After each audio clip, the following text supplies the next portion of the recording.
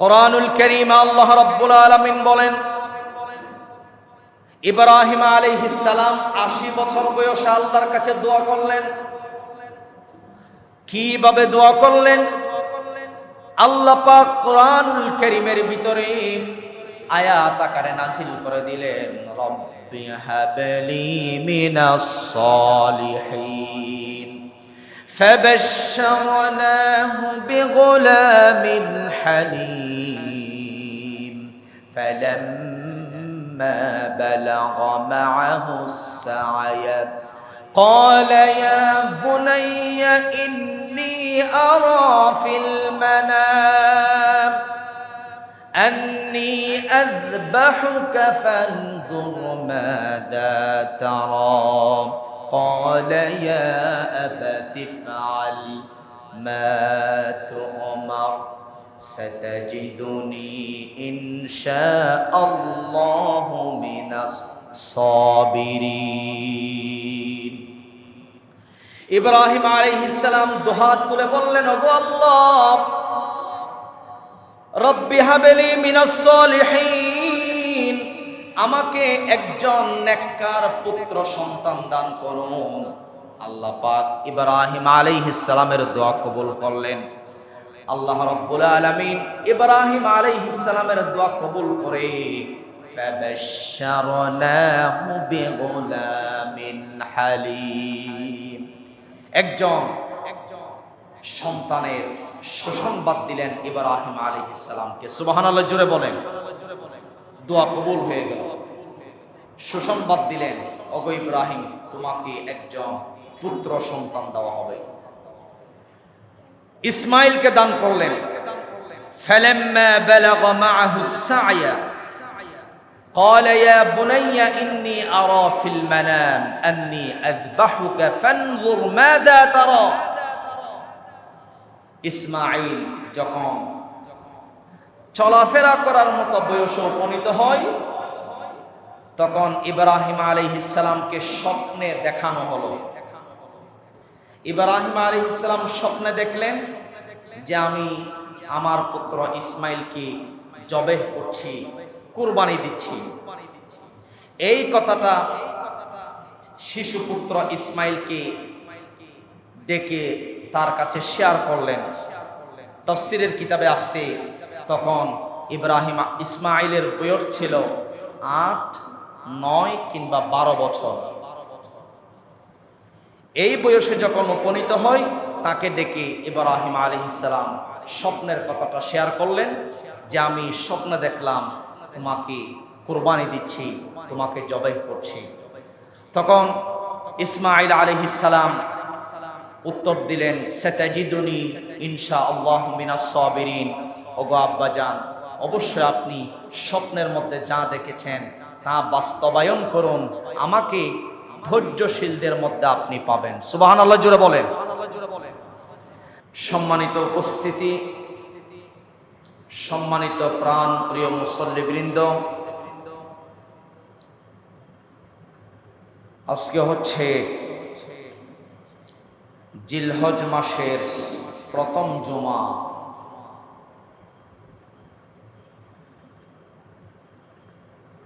আরবি বছরের সর্বশেষ মাসের নাম হচ্ছে জিলহজ মাস। এই জিলহজ মাস হচ্ছে আরবি বছরের সর্বশেষ মাস। জিলহজ মাসেই পবিত্র ঈদুল আযহা তথা কুরবানি অনুষ্ঠিত হয়ে থাকে। যেহেতু আমাদের সামনে আর কোরবানির আগে জুমা নেই, আজকে যেহেতু কোরবানের আগে সর্বশেষ জুমা, জিলহজ মাসের প্রথম জুমা, সেই হিসাবে আসুন আমরা কুরবানকে কেন্দ্র করে গুরুত্বপূর্ণ কিছু মাসালা মাসাইল এবং কোরবানির তাৎপর্য, শিক্ষা, ইতিহাস সম্পর্কে আমরা কথা শুনবো, কোরআন ও হাদিস থেকে আমরা কথা বলবো। সবাই বলি ইনশাআল্লাহ। সম্মানিত উপস্থিতি, সম্মানিত প্রাণ প্রিয় মুসল্লিয়ানে কেরাম, এই কুরবানি হলো মহান আল্লাহর সন্তুষ্টি অর্জনের উদ্দেশ্যে নির্ধারিত সময়ে নির্দিষ্ট পশু জবাই করার একটি গুরুত্বপূর্ণ ইবাদত। এটি হযরতে ইব্রাহিম আলাইহিস সালাম ও হযরতে ইসমাঈল আলাইহিস সালামের ত্যাগ ও আনুগত্যের মহান স্মৃতিকে স্মরণ করিয়ে দেয়। কুরবানির মাধ্যমে মুসলমানরা আল্লাহর প্রতি ভালোবাসা, তাকওয়া ও আত্মত্যাগের শিক্ষা লাভ করে। কুরবানি এটি শুধু পশু জবাই নয়, বরং মানুষের অন্তরের তাকওয়া, ঈমান ও আল্লাহর আদেশের প্রতি পূর্ণ আত্মসমর্পণের এক উজ্জ্বল দৃষ্টান্তের নাম হচ্ছে কুরবানি। সুবহানাল্লাহি ওয়া বিহামদিহি। সম্মানিত উপস্থিতি, সম্মানিত প্রাণ প্রিয় মুসল্লিয়ানে কেরাম, হযরতে ইব্রাহিম আলাইহিস সালামকে আল্লাহ তাআলা জীবনে অনেক পরীক্ষা করেছেন এবং সকল পরীক্ষায় ইব্রাহিম আলাইহিস সালাম অত্যন্ত সাফল্যের সাথে উত্তীর্ণ হয়েছিলেন। কোন সুবহানাল্লাহি ওয়া বিহামদিহি। আল্লাহ রাব্বুল আলামিন ইব্রাহিম নবীকে যখন যেই মুহূর্তে যেই আদেশ করেছিলেন, ইব্রাহিম আলাইহিস সালাম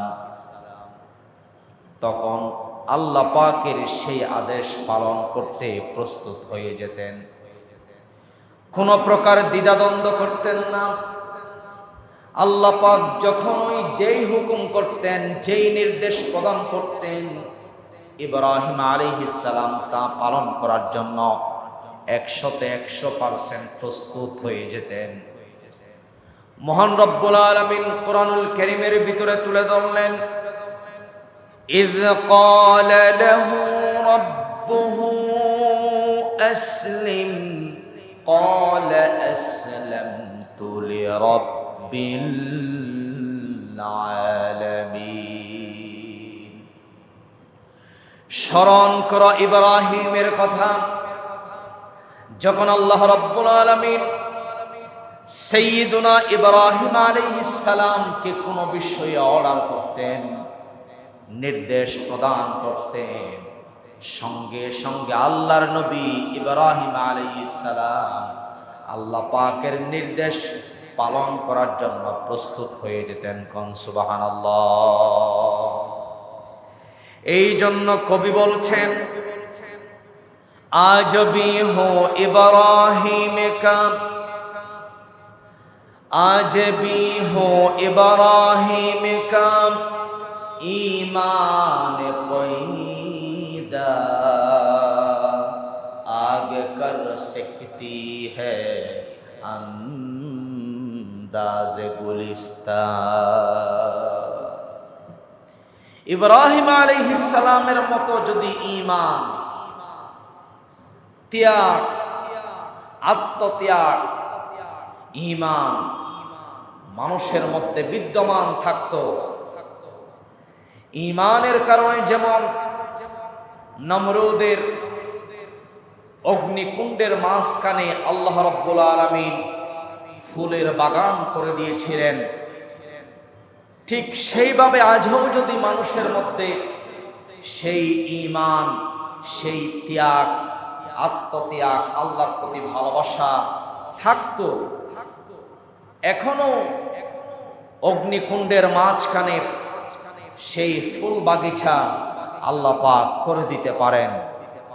সুতরাং ইব্রাহিম আলাইহিস সালামের জীবনী থেকে শিক্ষা নেওয়া লাগবে, ত্যাগের শিক্ষা, আত্মসমর্পণের শিক্ষা, আল্লাহ পাকের অর্ডার পালনের শিক্ষা, কুরবানি দেওয়ার শিক্ষা, ত্যাগের শিক্ষা। প্রিয় উপস্থিতি, আল্লাহ পাক ইব্রাহিম আলাইহিস সালামকে নিজের প্রিয় পুত্র কুরবানি দেওয়ার জন্য নির্দেশ করলেন। ইব্রাহিম আলাইহিস সালাম কোনো প্রকার দ্বিমত পোষণ করলেন না। নিজের জীবনটা বিলিয়ে দেয়া সহজ, কিন্তু চোখের সামনে নিজের আপন সন্তানকে মৃত্যুর সামনে ঠেলে দেওয়া, মৃত্যুর সম্মুখীন করে দেওয়া, এটা কোনোভাবেই সহজ নয়, এটা অত্যন্ত কঠিন একটি কাজ। প্রিয় উপস্থিতি, এই জন্য মা বাবা বলে থাকেন, প্রয়োজনে আমাকে হত্যা করো, আমাকে মারো, ধরো, এরপরেও আমার কলিজার টুকরা প্রিয় সন্তানকে আঘাত করো না, প্রিয় সন্তানকে মেরো না। কারণ সন্তানের প্রতি প্রত্যেক মা বাবার ভালোবাসা, মায়া, মমতা সর্বোচ্চ পরিমাণে থাকে। যেই ঘটনাটি গতকাল থেকে সোশ্যাল মিডিয়ায় তোলপাড়, ঢাকা মিরপুর একটি দর্শনের ঘটনাকে কেন্দ্র করে রামিসা নামক একজন দ্বিতীয় শ্রেণীর ছাত্রী দর্শনের শিকার হল। দর্শনকারীকে গ্রেফতার করা হল, কিন্তু উপযুক্ত শাস্তি দিতে সরকার প্রস্তুত না। সেটা নিয়ে তদন্ত করতে হবে, সেটা নিয়ে ডিএনএ টেস্ট করতে হবে, মেডিকেল টেস্ট করতে হবে। এই জাতীয় বক্তব্য কেন? এই জাতীয় বক্তব্য তো জাতির জন্য, দেশের জন্য লজ্জাজনক একটি বিষয়। এমন একটি দেশে আমরা বসবাস করছি, বর্তমান ছোট্ট বাচ্চারাও, শিশুরাও এই দেশের মধ্যে নিরাপদ নয়।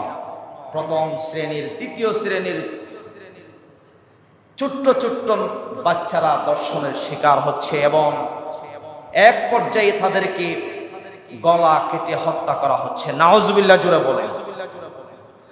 রামিসার বাবা,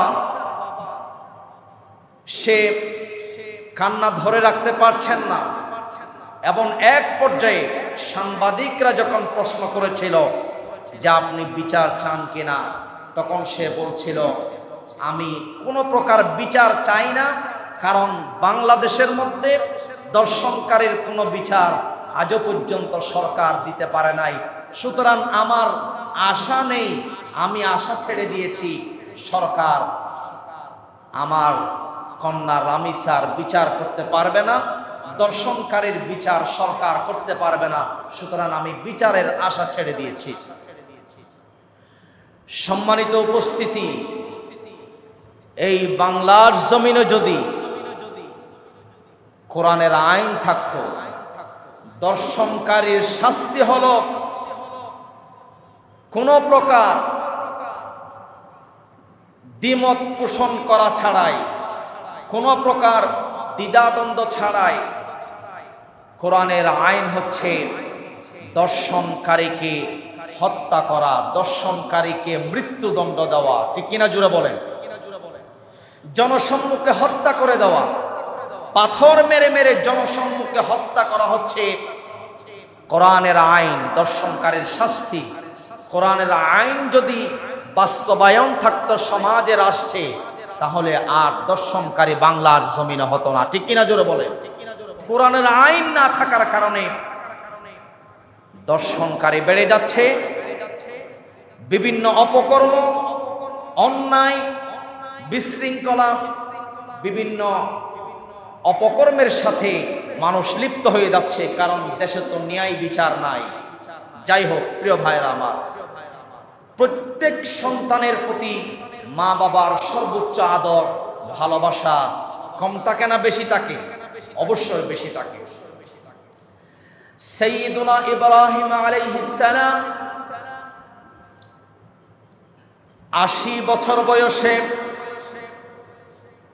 আল্লাহর পক্ষ থেকে সন্তান লাভ করলেন। সেই সন্তানের নাম হলো ইসমাঈল। ৮০ বছর বয়সে ইব্রাহিম আলাইহিস সালাম আল্লাহর কাছে দোয়া করলেন। আল্লাহ রাব্বুল আলামিন ইসমাঈলকে দান করলেন। আবার আল্লাহ রাব্বুল আলামিন ইব্রাহিম আলাইহিস সালামকে আদেশ করলেন, তুমি তোমার প্রিয় পুত্র ইসমাঈলকে কুরবানির জন্য প্রস্তুত করো। ভাইরা আমার, ইব্রাহিম আলাইহিস সালামের জীবনে বহু পরীক্ষা হয়েছে। আল্লাহ রাব্বুল আলামিন ইব্রাহিম আলাইহিস সালামকে জীবনে বহু পরীক্ষার সম্মুখীন করেছেন। ৮০ বছর পর্যন্ত ইব্রাহিম আলাইহিস সালামের কোনো সন্তান ছিল না। নিঃসন্তান থাকাটাও একটি আল্লাহর পক্ষ থেকে পরীক্ষা। আবার ৮০ বছর বয়সে সন্তান লাভ করলেন, সেই সন্তানকে কুরবানি দেওয়াটা আরেকটি পরীক্ষা। কারণ ৮০ বছর বয়সে ইব্রাহিম আলাইহিস সালাম আল্লাহর কাছে সন্তানের জন্য দোয়া করলেন, দোয়া কবুল করা হলো। আল্লাহ রাব্বুল আলামিন ইব্রাহিম আলাইহিস সালামের দ্বিতীয় স্ত্রী হাজেরার গর্ভের মধ্যে ইসমাঈল নবীকে পাঠিয়ে দিলেন। সুবহানাল্লাহ জুড়ে বল। হাজেরার গর্ভে ইসমাঈলকে পাঠালেন। আচ্ছা, আমাদের দেশে অনেক দম্পতি আছে, বিবাহ করছে ৫ বছর, ১০ বছর, ১৫ বছর হয়ে গেছে, এখনো পর্যন্ত কোনো সন্তান আসে নাই। এরকম সংসার আছে কিনা? বহু আছে। যদি ২০-২৫ বছর পর একজন পুত্র সন্তান পাই, তাহলে খুশি কম হবে না বেশি হবে? বেশি পরিমাণে খুশি হবে। আত্মীয় স্বজন, মা বাবা খুশিতে আত্মহারা। সবাই খুশি হবে যে অমুকের সংসারে ২০ বছর পরে একটা পুত্র সন্তান আসছে, মহা খুশি। আবার যদি কয়েকদিন পরে সেই সন্তানের এমন রোগ হয়েছে, এমন বিপদ আসছে, সন্তানটা মারা গেছে কিংবা পানিতে ডুবে মারা গেছে কিংবা হারিয়ে গেছে, তখন মা বাবার আত্মীয় স্বজনের দুঃখ বেদনা কম হবে না বেশি হবে? বেশি পরিমাণে হবে।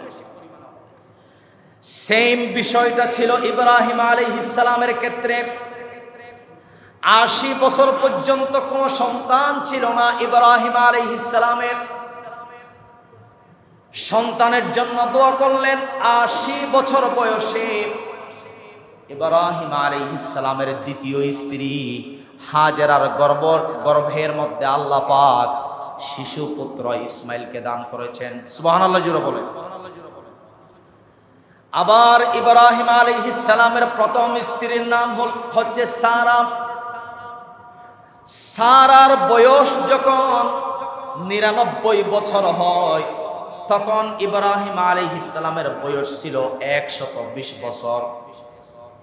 ১২০ বছর বয়সে ইব্রাহিম আলাইহিস সালামের প্রথম স্ত্রী সারার গর্ভের মধ্যে দান করলেন সাইয়্যিদুনা ইসহাক আলাইহিস সালামকে। সুবহানাল্লাহ জোরে বলেন। ইসহাক আলাইহিস সালাম ইব্রাহিম আলাইহিস সালামের দ্বিতীয় স্ত্রীর গর্ভ থেকে জন্ম নিল ইসমাঈল।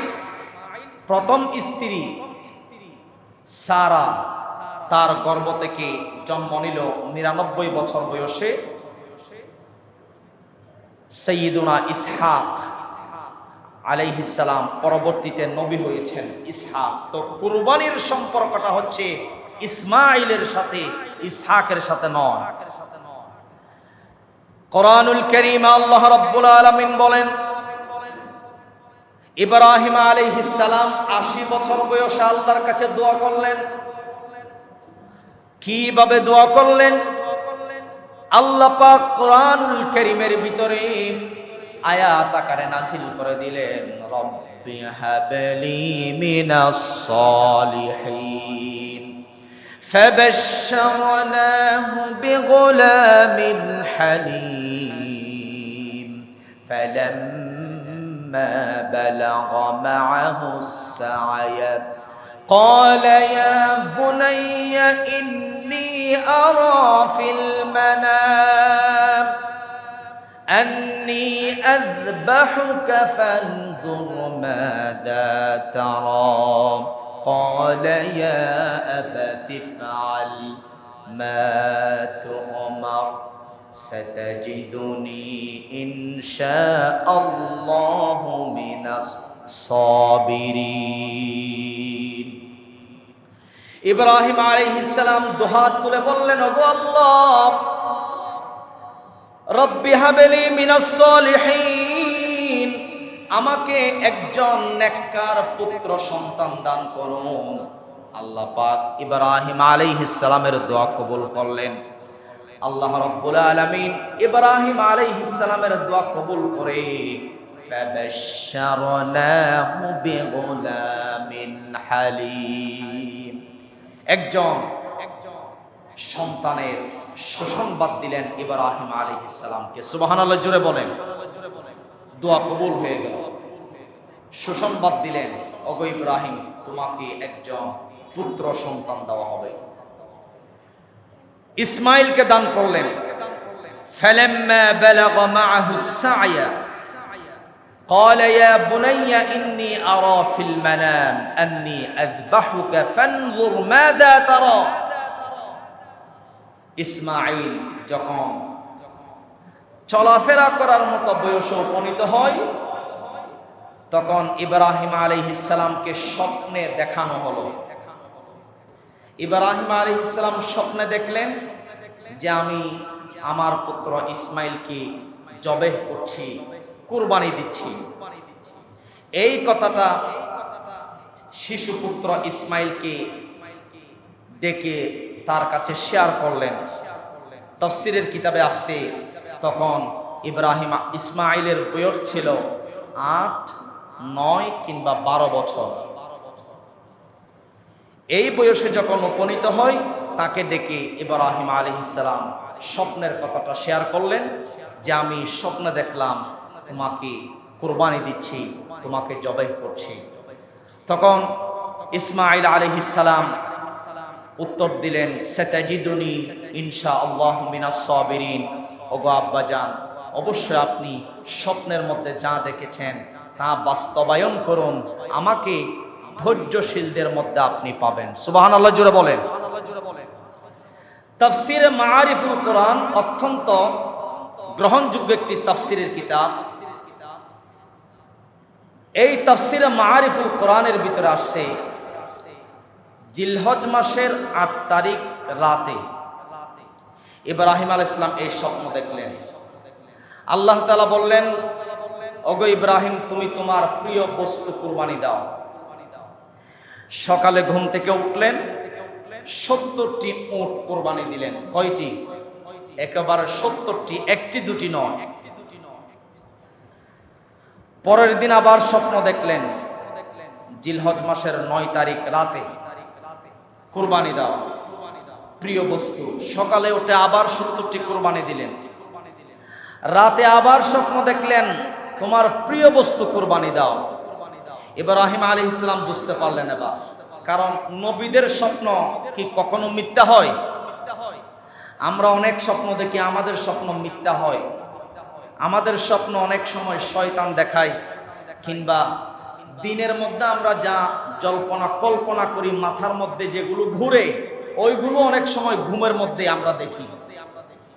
আমাদের স্বপ্ন মিথ্যা হয়, কিন্তু নবীদের স্বপ্ন মিথ্যা হয় না, 100% সত্য হয় নবীদের স্বপ্ন। ইব্রাহিম আলাইহিস সালাম একই স্বপ্ন দেখলেন বারবার। তখন তিনি বুঝতে পারলেন আল্লাহ তাআলা প্রিয় পুত্র কুরবানি চাচ্ছেন। তখন সন্তানকে ডেকে বললেন, সন্তান রাজি হলো। এক পর্যায়ে ইব্রাহিম আলাইহিস সালাম সকল প্রস্তুতি নিয়ে ফেললেন। ইসমাইলকে সঙ্গে নিলেন, কুরবানি দেওয়ার জন্য চলে যাচ্ছেন, নির্ধারিত স্থানে চলে যাচ্ছেন। এবার শয়তানের ধোঁকা, শয়তানের ওয়াসওয়াসা, কুমন্ত্রণা আছে না নাই? ইসমাইল আলাইহিস সালামের আম্মা জানের কাছে গেল শয়তান। তখন তো সরাসরি শয়তান দেখা যেত, এখন দেখা যায় না। আগের যুগে শয়তান দেখা যেত, মানুষের বেশ ধারণ করত, মানুষের ভেষে। এখন শয়তান দেখা যায় না। ইসমাইল আলাইহিস সালামকে যখন কুরবানি দেওয়ার জন্য নিয়ে যাচ্ছেন, ইসমাইলের মায়ের কাছে গেল শয়তান। মায়ের কাছে যাওয়ার পর অনেক বুঝালেন, ওগো ইসমাইলের আম্মা জান, আপনাকে আল্লাহ তাআলা অনেক বছর পর একজন পুত্র সন্তান দিলেন, অনেক সুন্দর প্রিয় পুত্র। স্বপ্নের কথা ধরে আপনার স্বামী ইব্রাহিম আপনার পুত্রকে জবেহ করে দেওয়ার জন্য নিয়ে যাচ্ছে, আপনি আপনার পুত্র সন্তানকে বাঁচান। শয়তান কুমন্ত্রণা দিচ্ছে, ধোঁকা দিচ্ছে হাজেরাকে। তখন হাজেরা বুঝতে পারলেন যে এটা নিশ্চয় শয়তান হতে পারে, কারণ কুরবানি হওয়াটা এটা তো সৌভাগ্যের বিষয়, এটা তো আনন্দের বিষয়।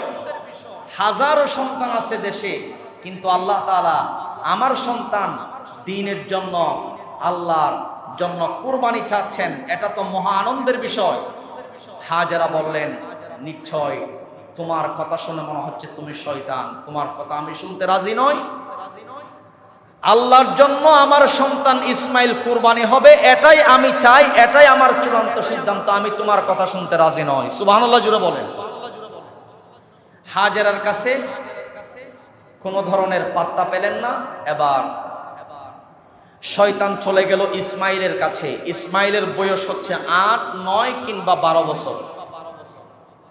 12 বছর বয়সী একজন ছেলের কাছে শয়তান যাওয়ার পর ধোঁকা দিল যে, বাবা তোমার আব্বাজান ইব্রাহিম তোমাকে জবাই করে দিবে কিছুক্ষণ পর, তুমি পালাও, এখান থেকে পালিয়ে যাও, এখনো সময় আছে। ইসমাইল ছোট বাচ্চা, তিনিও বুঝতে পারলেন এটা যে শয়তান।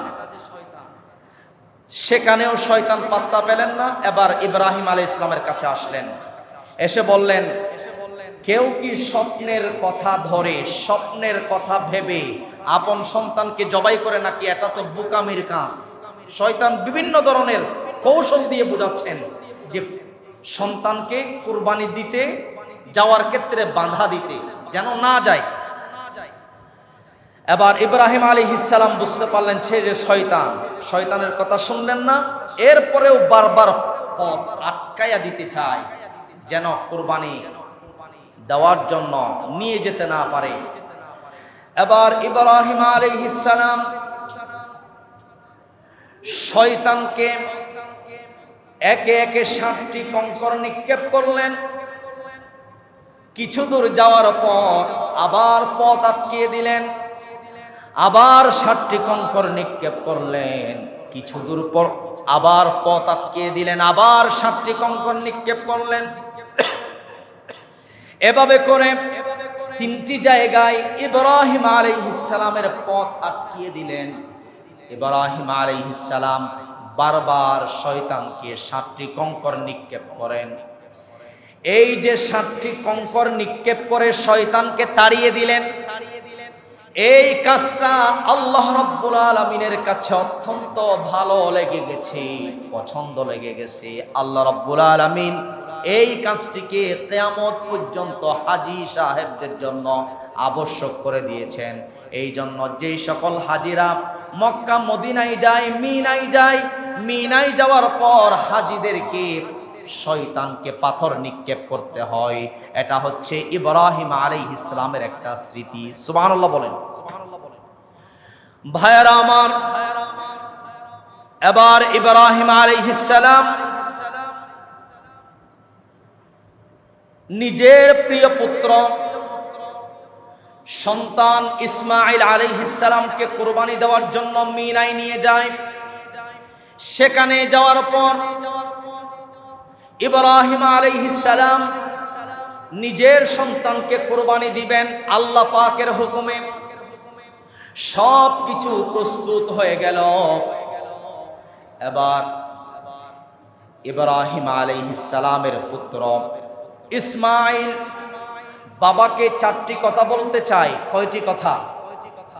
ইসমাইল আলাইহিস সালাম বললেন, ওগো আব্বাজান, আমাকে কুরবানি দেওয়ার আগে আমি চারটি কথা আপনাকে বলতে চাই। ইব্রাহিম আলাইহিস সালাম বললেন, বাবা, এই মুহূর্তে আবার তুমি কি কথা বলতে চাও? নাম্বার ওয়ান, এক নাম্বার আমার কথা হলো, ওগো আব্বাজান, আমাকে আপনি জবেহ করার পূর্বে যেই ছুরি কিংবা চাকু দিয়ে আমাকে জবেহ করবেন, সেই চাকু কিংবা ছুরিটা আপনি ভালোভাবে ধার নিয়ে নেন।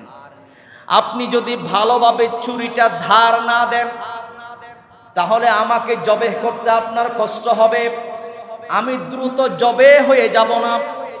ছুরি ধার না হওয়ার কারণে এই জন্য আপনি ছুরি কিংবা চাকুটা ভালোভাবে ধার দিয়ে দেন। দ্বিতীয় নম্বর কথা হলো, আপনি আমাকে রশি দ্বারা বেঁধে নেন। তৃতীয় নম্বর কথা হলো, আপনি আমাকে চিৎ করে শোয়াবেন না, উপর করে শোয়াবেন, যেন আমার মৃত্যুটা সিজদায় অবস্থায় হয়ে যায়। সুবহানাল্লাহ বলেন।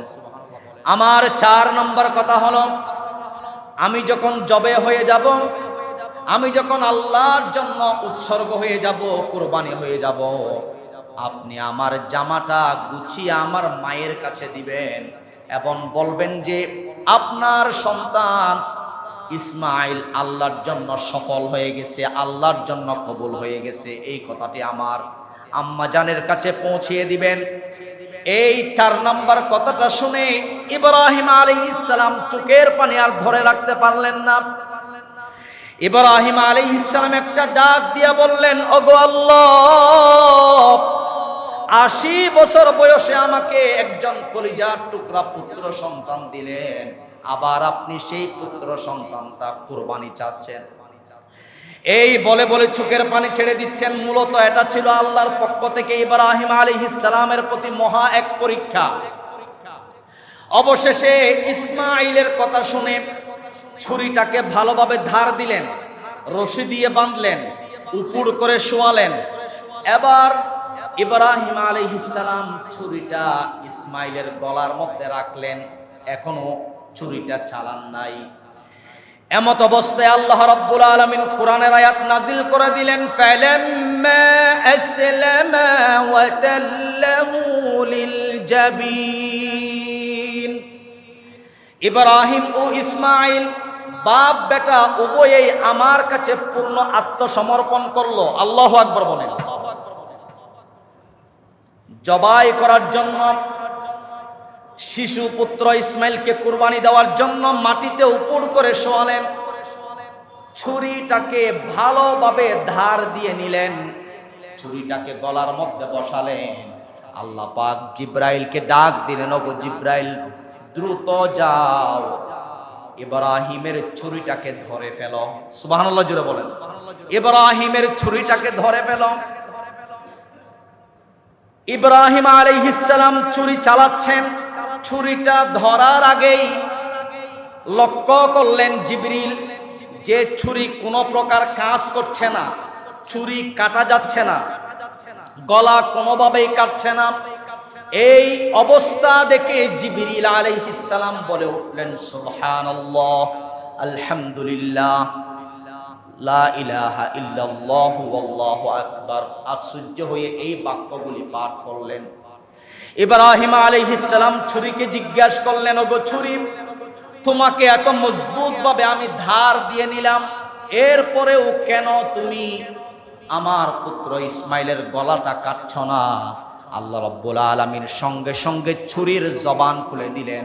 ছুরি অটোমেটিক ভাবে আওয়াজ দিয়ে বলতে লাগলো, ওগো ইব্রাহিম, ওগো আল্লাহর পয়গম্বর ইব্রাহিম নবী, আপনাকে যে নমরুদ অগ্নিকুণ্ডের মধ্যে নিক্ষেপ করেছিলেন, বিশাল আগুন, বিশাল আগুনের কুণ্ডলীর ভিতরে আপনাকে নমরুদ নিক্ষেপ করলো, এরপরেও আগুন আপনাকে পোড়ায়নি কেন?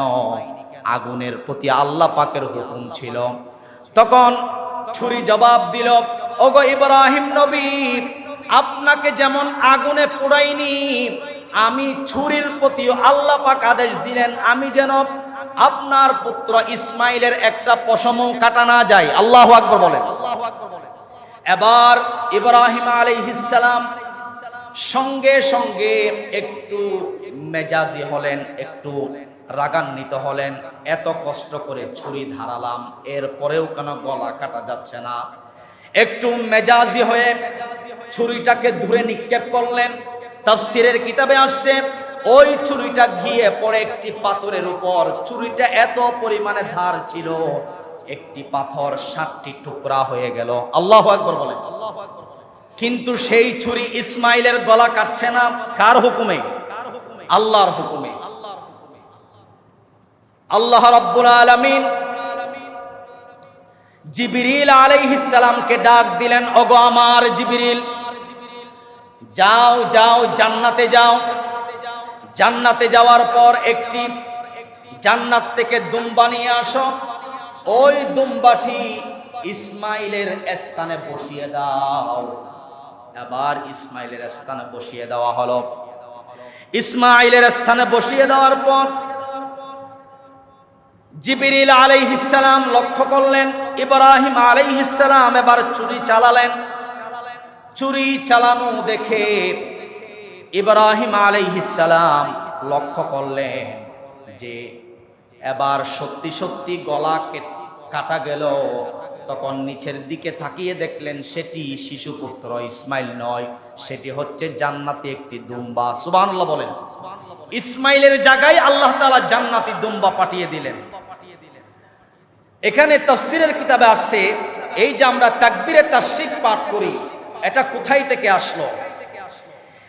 ইব্রাহিম যখন নিজের পুত্রকে জবেহ করার জন্য শায়িত করলেন, এই অবস্থা দেখে জিবরিল আলাইহিস সালাম বলে উঠলেন, আল্লাহু আকবার, আল্লাহু আকবার, আল্লাহ সবচেয়ে মহান, আল্লাহ সবচেয়ে মহান।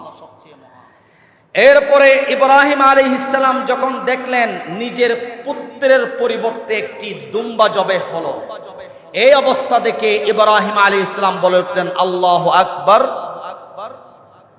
আল্লাহু আকবার, লা ইলাহা ইল্লাল্লাহু আল্লাহু আকবার। আল্লাহ ছাড়া কোনো ইবাদতের উপাস্য নাই, আল্লাহ সবচেয়ে মহান।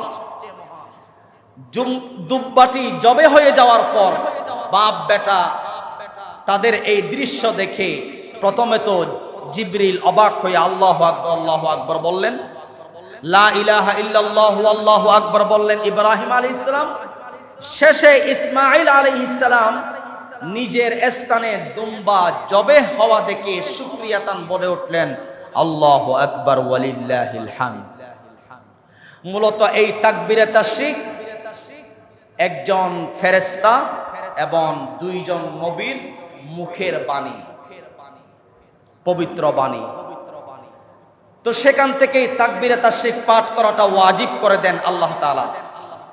সবাই একটু বলেন আল্লাহু আকবার, আল্লাহু আকবার, লা ইলাহা ইল্লাল্লাহু আল্লাহু আকবার, আল্লাহু আকবার ওয়ালিল্লাহিল হামদ।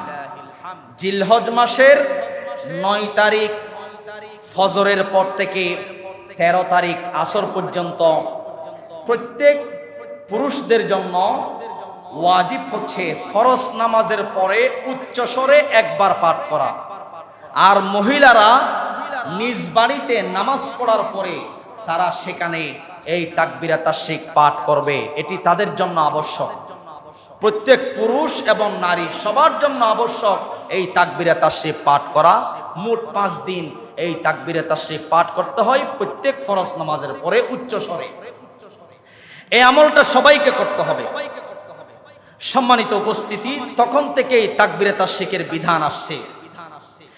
এরপরে আসেন আলোচনার শুরুতে যে আয়াত এবং হাদিস আমি আপনাদের সামনে পড়েছি, রাওয়াহু আহমদ ওয়া ইবনে মাজাহ, মুসনাদ আহমদ এবং ইবনে মাজাহ শরীফ থেকে আমি একটি হাদিস পড়েছি। আন যায়েদ ইবনে আরকাম রাদিয়াল্লাহু তাআলা আনহু قال, রাসূলের সাহাবী যায়েদ ইবনে আরকাম হাদিসটি বর্ণনা করেন। তিনি বলছেন, قال أصحاب رسول الله صلى الله عليه وسلم يا رسول الله ما هذه الأضاحي সাহাবায়ে কেরাম রাসূলের কাছে জিজ্ঞাসা করলেন হুজুর কুরবানিটা কি? তখন আল্লাহর রাসূল বললেন সুন্নাতু আবিকুম ইব্রাহিম আলাইহিস সালাম, এটি হচ্ছে তোমাদের পিতা ইব্রাহিম আলাইহিস সালামের সুন্নাত। ক্বালু ফামা লানা ফিহা ইয়া রাসূলুল্লাহ, আবার জিজ্ঞেস করলেন হুজুর কুরবানির মধ্যে আমাদের জন্য কি আছে? আল্লাহর রাসূল বললেন বিকুল্লি শাআরাতি মিনাস সুফি হাসানা, কুরবানির প্রতিটি পশমের পরিবর্তে এক একটি করে নেকি রয়েছে। সুবহানাল্লাহ জোরে বলেন। এরপরে আরেকটি বর্ণনা আসছে আম্মা জান আয়েশা সিদ্দিকা রাদিয়াল্লাহু তাআলা আনহা থেকে হাদিসটি বর্ণিত। রাসূলুল্লাহ সাল্লাল্লাহু আলাইহি ওয়াসাল্লাম বলছেন মা আমিলা ইবনু আদম মান আমিলা ইয়াউমুন নাহরি আহাব্বু ইলাল্লাহ মিন ইহরাকিদ দাম, কুরবানির দিন কুরবানি দেওয়ার চেয়ে উত্তম কোন প্রিয় আমল আল্লাহর নিকট আর হতে পারে না। সুবহানাল্লাহ জুড়ে বলেন। ওয়া ইন্নাহু লায়াতি ইয়াউমাল কিয়ামাতি বিকুরুনিহা ওয়া আশআরিহা ওয়া আজলাফিহা, কিয়ামতের দিন আপনি যেই কুরবানিটা করবেন কুরবানির পশুর শিং, লোম, পশম, খুর এগুলো আপনার আমল নামায় ওজন দেওয়া হবে। সুবহানাল্লাহ জুড়ে বলেন। ওয়া ইন্নাদ দামু লা ইয়াকাউ মিনাল্লাহি বিমাকানিন ক্বাবলা আন ইয়াকা মিনাল আরদ ফাতিবু বিহা নাফসা, কুরবানির দিন কুরবানির পশু জবেহ করার পূর্বেই আল্লাহর নিকট তা পৌঁছে যায়। আল্লাহর রাসূল বারবার বলছেন তোমরা আনন্দ চিত্তে যাদের সামর্থ্য আছে তোমরা কুরবানি করো। কুরবানি এটা মহা একটি আনন্দের বিষয়, মহা একটি সওয়াবের বিষয়। কুরবানি করাটা যারা কুরবানি দেয় তারা অবশ্যই সৌভাগ্যবান। সুবহানাল্লাহ জোরে বলেন। কুরবানির কিছু শিক্ষা আছে, উদ্দেশ্য আছে। একমাত্র আল্লাহ তাআলাকে সন্তুষ্টি করার জন্য আমরা কুরবানি দেব। কাকে সন্তুষ্টি? আল্লাহ রাব্বুল আলামিন কোরআনুল কারীমের ভিতরে বলছেন কুল ইন্না সলাতি ওয়া নুসুকি ওয়া মাহইয়ায়া ওয়া মামাতি লিল্লাহি রাব্বিল আলামিন। ও রাসূল আপনি বলুন নিশ্চয় আমার নামাজ, আমার কুরবানি, আমার ইবাদত বান্দাগি সব কিছু হতে হবে কার জন্য? আওয়াজ দিয়া বলেন কার জন্য? তো কুরবানি তো আমরা মানুষকে দেখানোর জন্য করব। বিষয়টা কি এমন? কুরবানি কাকে দেখানোর জন্য? কার সন্তুষ্টির জন্য? বিশাল আকারে পশু আমরা ক্রয় করলাম। বর্তমান বের হয়েছে একটা পশু, অনলাইনে দেখা যাচ্ছে যে ডোনাল্ড ট্রাম্পের মতো একটা পশু, তার আকৃতিতে একটা পশুকে সাজায়া অনলাইনে আনা হলো যে এই পশুটা নাকি ডোনাল্ড ট্রাম্পের মতো। নাউজুবিল্লাহ বলবেন না? কুরবানির মতো একটা পবিত্র বিষয়কে কত নোংরা বানিয়ে দিয়েছে আমরা। আরেকটা পশু দেখলাম সেটা নাকি নেতানিয়াহুর মতো, ইসরায়েলের প্রধানমন্ত্রী। নাউজুবিল্লাহ জুড়ে বলেন। এই জাতীয় যেই পশুর নাম মেসি দেওয়া হয়, যেই পশুর নাম ইহুদি খ্রিস্টানদের নাম দেওয়া হয়, বিভিন্ন নাম দেওয়া হয়, ওই পশু দ্বারা কুরবানি করা জায়েজ হবে না, হারাম হবে। নাউজুবিল্লাহ জুড়ে বলেন। কোন পশুর নাম মানুষের নাম দেওয়া হতে পারে না, এটি লোক দেখানো হয়ে যায়। ভাইয়েরা আমার, সুতরাং কুরবানি হবে একমাত্র আল্লাহর জন্য। পশুর মধ্যে রয়েছে আনুগত্য। পশু মালিকের আত্মসমর্পণ করে, মালিকের কাছে সমর্পণ করে নিজেকে সঁপে দেয়। মালিকের হুকুম মানে পশু। এই যে পশু মালিকের হুকুম মানে, মালিকের সামনে নিজেকে বিলিয়ে দেয়, এখান থেকে আমাদের জন্য শিক্ষা হচ্ছে আল্লাহর সামনে নিজেকে সঁপে দেওয়া, আল্লাহর সামনে নিজেকে আত্মসমর্পণ করে দেওয়া, উৎসর্গ করা এবং পশুত্বকে বর্জন করা। কুরবানি নফসানিয়ত, পশুত্বকে বর্জন করা, এটা হচ্ছে কুরবানির শিক্ষা। আল্লাহ তাআলা কোরআনে বলছেন, আমার আলোচ্য আয়াত, লা ইয়ানালাল্লাহু লুহুমুহা ওয়ালা দিমাউহা ওয়ালাকিন ইয়ানালুহু তাকওয়া মিনকুম। আল্লাহ পাক গোশত দেখেন না, আল্লাহ পাক কোন পশুটা কত বড় তা দেখেন না। আল্লাহ পাক শুধু দেখেন কে কোন নিয়তে কোরবানি করছেন, কি মানুষকে দেখানোর জন্য, নাকি গোশত বেশি খাওয়ার জন্য, নাকি আল্লাহর ভয় অন্তরে নিয়ে আল্লাহকে রাজি খুশি করার জন্য কোরবানি করছে। আল্লাহ পাক তা দেখেন, পশু কত বড় তা দেখেন না, গোশত দেখেন না। ভাইরা আমার, তাকওয়া দেখেন, তাকওয়ার অর্থ হচ্ছে গুনাহ ছেড়ে দেওয়া। মানুষ পশুত্বের কারণে গুনাহ করে, তাকওয়ার অর্থ হচ্ছে আল্লাহ তাআলার হুকুম মানা। তাকওয়ার অর্থ হচ্ছে একমাত্র আল্লাহকে রাজি খুশি করার জন্য সকল ইবাদত বান্দাগি করা, লোক দেখানো বা সুনাম খ্যাতি অর্জন করার জন্য, সুনাম খ্যাতি অর্জন বর্জন করা, মানুষের কাছ থেকে সুনাম পাবো, খ্যাতি অর্জন করব, এর নাম তাকওয়া নয়। তাকওয়া তো আল্লাহ ভীতি, আল্লাহর ভয় অন্তরে নিয়ে আল্লাহকে রাজি খুশি করার জন্য সব ধরনের ইবাদতের নাম, নিজেকে আল্লাহর সামনে আত্মসমর্পণ করে দেওয়ার নামই হচ্ছে তাকওয়া। এই জন্য আল্লাহ রাব্বুল আলামিন বলছেন, ইন্নামা ইয়াতাকাব্বালুল্লাহু মিনাল মুত্তাকিন। মুত্তাকিদেরকে আল্লাহ তাআলা ভালোবাসেন, মুত্তাকিদের কুরবানি আল্লাহ তাআলা কবুল করেন। হাদিসে আসছে, ইন্নাল্লাহা লা ইয়ানজুরু ইলা সুওয়ারিকুম ওয়া আমালিকুম ওয়ালাকিন ইয়ানজুরু ইলা কুলুবিকুম ওয়া নিয়াতিকুম। বাহ্যিক আকৃতি দেখেন না, বিশাল পশু আমি কুরবানির জন্য ক্রয় করলাম 5.5 লক্ষ টাকা দিয়ে, 1 কোটি টাকা দিয়ে, তা আল্লাহ পাক দেখবেন না, নিয়ত দেখবেন। আল্লাহ পাক কি দেখবেন? নিয়ত দেখবেন। এই জন্য আগে নিয়ত পরিশুদ্ধ করতে হবে আমাদেরকে। নিয়তের ক্ষেত্রে আমাদের গাফলতি আছে। আমরা কুরবানি দেওয়ার ক্ষেত্রে বিশাল পশু ক্রয় করি, যেই পশুর মধ্যে গোশত বেশি হয়, মানুষকে দেখানোর জন্য যে অমুকে 1 লক্ষ টাকা দিয়ে গরু কিনেছে বা 2 লক্ষ টাকা দিয়ে, আমি 3 লক্ষ টাকা দিয়ে গরু কিনবো। একটা প্রতিযোগিতা হয়ে যায়, একটা লোক দেখানো হয়ে যায়, এর দ্বারা কুরবানি কখনো আদায় হবে না। প্রিয় ভাইয়েরা, কুরবানির দিন সমপরিমাণ যদি কেউ টাকা আদায় করে, কুরবানি আদায় হবে না। যে আমি পশু কিনলাম না, কুরবানি দেব না, কুরবানির দিন টাকা আদায় করব, এরকম যদি কেউ করে, কুরবানি হবে না। পশু দিয়েই কুরবানি করতে হবে।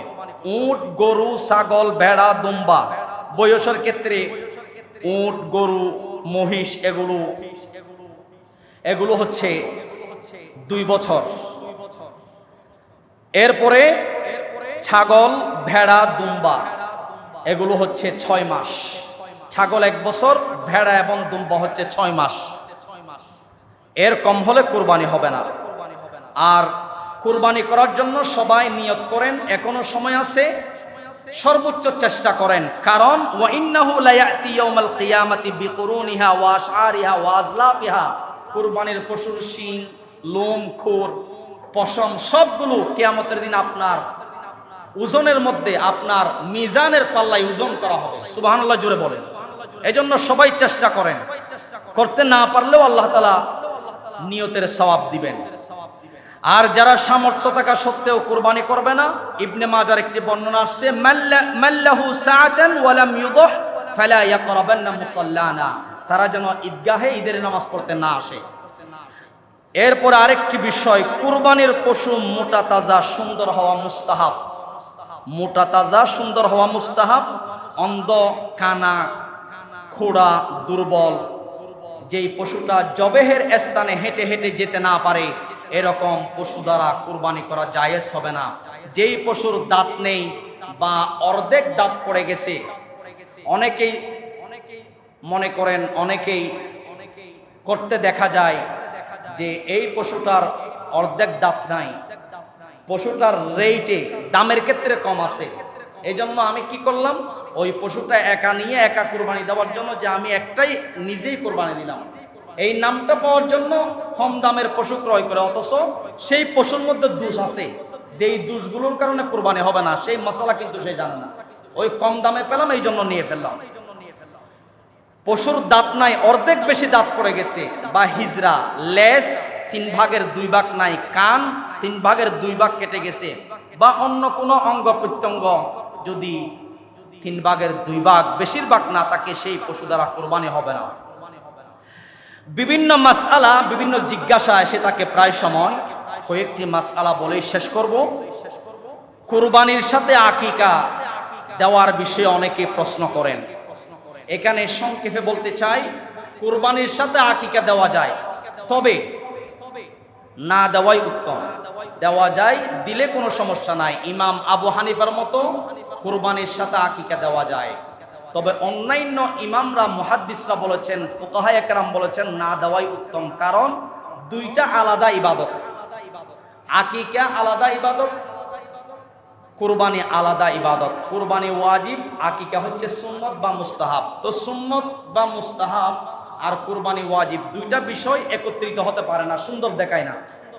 এই জন্য দেওয়া যায়, না দেওয়াই ভালো। আকিকার একটা নিয়ম আছে, সন্তান জন্ম লাভের 7 দিনে আকিকা দেওয়া উত্তম, সুন্নত। ছেলে হলে 2টা ছাগল আর মেয়ে হলে 1টা ছাগল। 7ম দিনে সুন্নত উত্তম। তো আমরা অনেকেই 7ম দিনে না দিয়ে যে কোনো সময় দেওয়া যায়, তবে উত্তম হচ্ছে 7ম দিনে। আর আকিকার সাথে, কুরবানির সাথে আকিকা দেওয়া যায়, না দেওয়াই হচ্ছে উত্তম, দিলে কোনো সমস্যা নাই। এরপর আরেকটি মাসআলা হচ্ছে, শরীকদের মধ্যে কারো উপার্জন যদি হারাম হয়, 6 জনের উপার্জন হালাল, 1 জনের উপার্জন হারাম, কোরবানি হালাল হবে না হারাম হবে? সবারটা হারাম হয়ে যাবে, কারো কোরবানি আর হবে না একজনের নিয়ত গলত হলে। এক পশু, কেউ একটি পশু ক্রয় করলো নিজে একা কোরবানি দেওয়ার জন্য। কোরবানির দিন আসার আগে তার মন চাইল যে আমি আমার পশুতে আরেকজন ব্যক্তিকে অ্যাড করব, শরীক করব।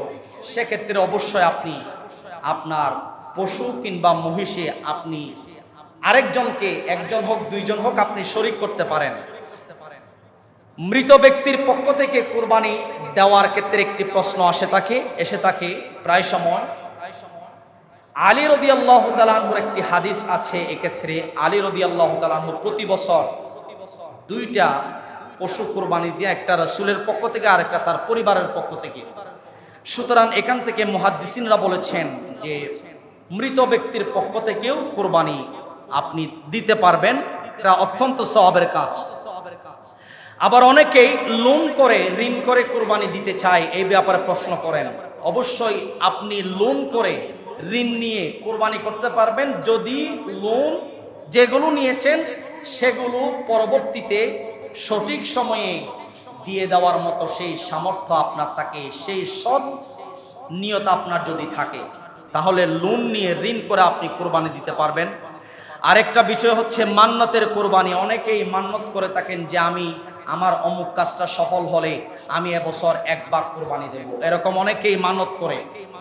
তো এখানে ধনীর ক্ষেত্রে, যারা সামর্থ্যবান তাদের ক্ষেত্রে মান্নতের 1 ভাগ, নিজের উপর যাবার নিজে ধনী, এজন্য তার পক্ষ থেকে আর 1 ভাগ, মান্নতের ভাগটা আলাদা হবে এবং মান্নতের ভাগটা সে খেতে পারবে না, গরিবদের মধ্যে সদকা করে দিতে হবে। যেহেতু এটা মানতের কুরবানি, এটা অবশ্যই তাকে করতে হবে, ওয়াজিব। মানত আদায় করা ওয়াজিব হয়ে যায়।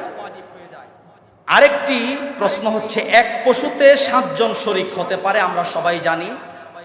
7 জনের মধ্যে কারো উপার্জন হালাল হলে কারো কোরবানি হবে না। আর গোশত বন্টনের ক্ষেত্রে সমানভাবে বন্টন হতে হবে। একটু এদিক সেদিক হলে কারো কোরবানি সহি হবে না।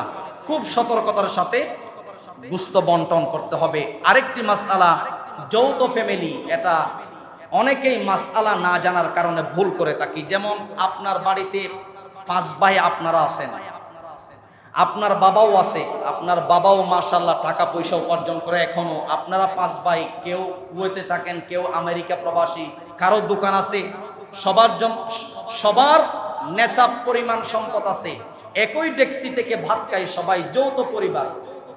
তো সেক্ষেত্রে অনেকেই দেখি 1 ভাগ করে, যে বাবা যেহেতু আছে, বাবাই যেহেতু করে কুরবানি, আমাদের আর করা লাগবে না, এরকম অনেক পরিবারে দেখা যায়। কিন্তু মাসআলা হচ্ছে পৃথক পৃথক। যৌথ পরিবারে 5 জন হোক, 10 জন হোক, 2 জন হোক, সম্পদের নেশাব পরিমাণ হলে প্রত্যেকের উপর আলাদা আলাদা কুরবানি করা ওয়াজিব।